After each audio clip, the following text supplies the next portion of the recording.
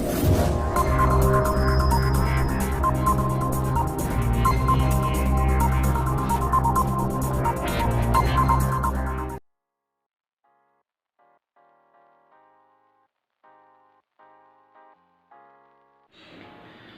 दोस्तों, मैं डॉक्टर पवन शाह ने आप सबका मेफ्लावर क्लिनिक के यूट्यूब चैनल पर स्वागत करता हूं। आज हम बात करेंगे हेयर ट्रांसप्लांट के बारे में। बहुत सारे पेशेंट्स रहते हैं जिनको बाल्डनेस रहता है, जो मुझसे पूछते हैं कि सर हमें बाल्डनेस है, हमको क्या करना चाहिए, इसका क्या ट्रीटमेंट कर सकते हैं। देखिए, अगर हमारा सिर्फ हेयर फॉल हो रहा है तो हेयर फॉल के लिए बहुत सारे कारण हो सकते हैं। वो हम कारण देख सकते हैं किस कारण से हो रहा है और उसको दूर करके हम अपने हेयर्स को वापस ला सकते हैं। कुछ मेडिसिन्स रहती है वो काम करती है, कुछ ट्रीटमेंट्स रहता है जैसे कि PRP के इंजेक्शन है, वो करके भी हम अपने हेयर फॉल को कंट्रोल करा सकते हैं। तो हम लोग हेयर फॉल के बारे में भी बात करेंगे कि किसी और वीडियो में। आज हम बात करेंगे हेयर ट्रांसप्लांट के बारे में। हेयर ट्रांसप्लांटेशन होता क्या है और किसको कराना चाहिए।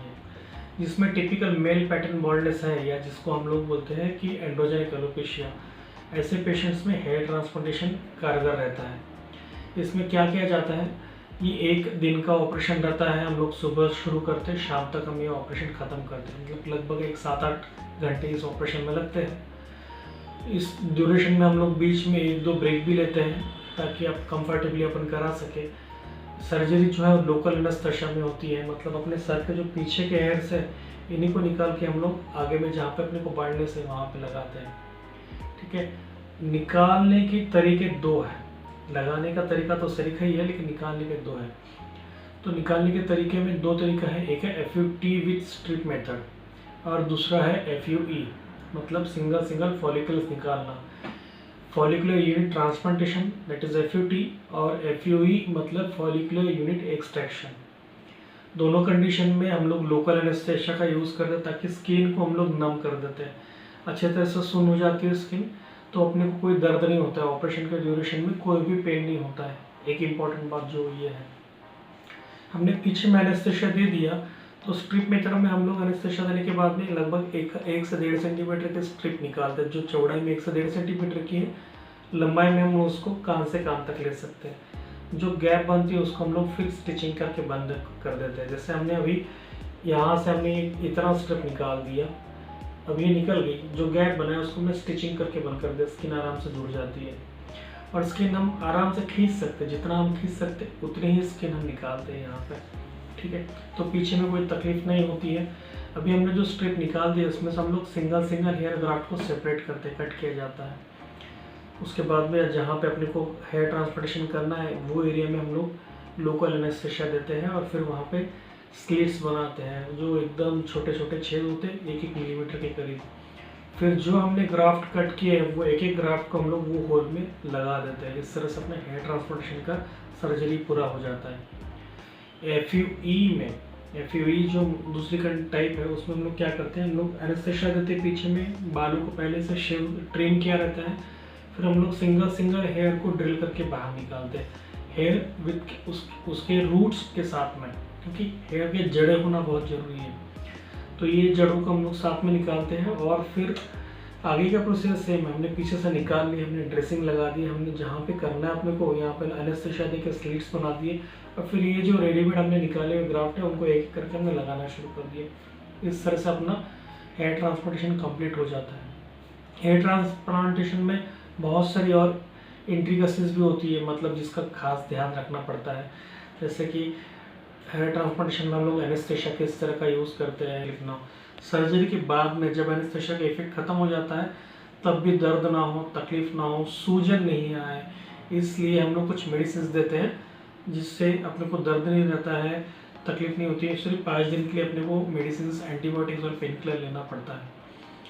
जो ट्रांसप्लांट किए हुए बाल हैं इनको हम लोग ड्रेसिंग लगा देते हैं सर्जरी के बाद में, और ड्रेसिंग 3 दिन के बाद में निकाल देते हैं। 3 दिन के बाद में ड्रेसिंग निकालने के बाद में अपने जो बाल है वो अपने को दिखते लगे हुए, लेकिन वो तुरंत बढ़ना शुरू नहीं करते हैं। बालों का साइकिल होता है, एक है ग्रोइंग फेज, एक है फॉलिंग फेज, और उसके बाद में 4 महीने के लिए बाल रेस्टिंग फेज में, मतलब डॉर्मेंट फेज में जाते हैं, वो बढ़ते नहीं है 4 महीने।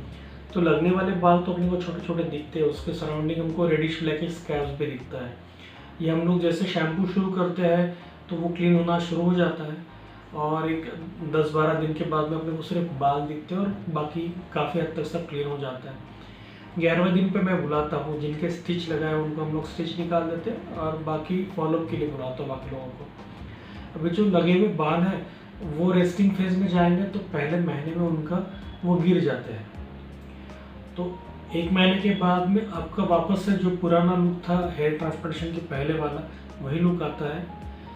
और यही जो और फिर 4 महीने के बाद में 1 महीने के बाद में वही लुक आ गया। 1 महीने से 4 महीने तक अपना पुराना ही लुक रहता है। 4 महीने के बाद में फिर ये बाल बढ़ना शुरू करते हैं, फिर वो कंटिन्यूसली बढ़ते रहते हैं और जैसे अपने पीछे में बाल बढ़ते थे उसी क्वालिटी के, उसी थिकनेस के, उसी स्पीड से अपने पीछे बाल बढ़ते रहते हैं, यहाँ पे बढ़ते रहते हैं। बालों का बढ़ते बढ़ते अपने को 6-8 महीने में अपने को अच्छा खासा लुक आ जाता है और ये बाल बढ़ते रहते हैं। आप उसमें कटिंग, ट्रिमिंग, कलरिंग, डाइंग जो चाहे वो कर सकते हो और आप जैसे चाहे उसको स्टाइलिंग कर सकते हो।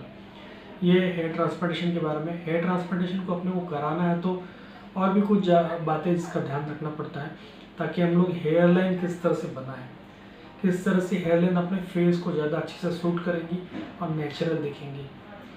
एज ए कॉस्मेटिक सर्जन मैं ये बातों पे ज़्यादा ध्यान देता हूँ कि नेचुरल लुक है, हमको ये है कि नेचुरल लुक लाना है और ये सस्टेनेबल लुक रहना चाहिए ताकि हम लाइफ टाइम का प्लान करें अपने लाइफ में। जैसे अभी आपकी उम्र 20 साल, 21 साल, 25 साल, 30 साल, 40 साल कुछ भी हो, तो भी आपको 10 साल के बाद में, 20 साल के बाद में अगले, तब भी अपने को यही लुक रहेगा और वो लुक सूट करना चाहिए, अपने को अच्छा दिखना चाहिए। क्योंकि ये जो लगे हुए बाल है परमानेंट रहेंगे, पीछे के बाल अपने परमानेंट होते हैं, तो हमने अगर इनको निकाल के यहाँ पे लगा दिया तो परमानेंट रहने चाहिए। हम फिर भी पकड़ सकते कि परमानेंट रहेंगे नहीं रहेंगे, हम पकड़ सकते कि भैया 20-25 साल तो रहेंगे अपने साथ में, तो अपने को उतना अच्छा लुक देते रहेंगे। तो ये सब चीज़ें हैं हेयर ट्रांसप्लांटेशन के बारे में। और भी बहुत सारी चीज़ें हैं कि अपन हेयर लाइन कैसे डिज़ाइन करते हैं, हेयर की डायरेक्शन, हेयर के एंगल्स किस तरह से करते हैं। तो एज ए कॉस्मेटिक सर्जन मैं इन सब चीज़ों का ध्यान रखता हूँ और उसके हिसाब से अपन प्लान आउट करते हैं।